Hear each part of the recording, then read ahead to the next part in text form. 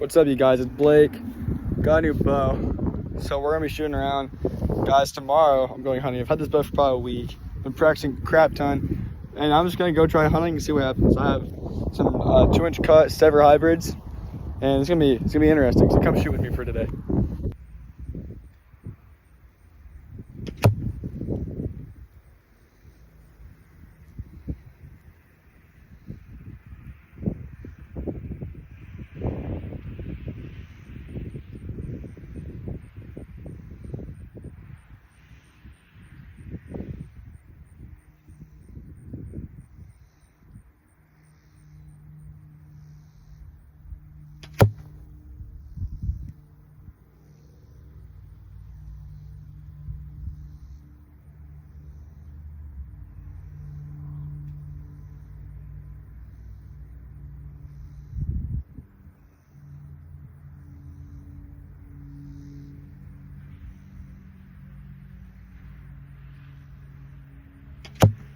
I don't know about y'all, man, but that's a dead deer right there. So we'll see what happens tomorrow. God bless.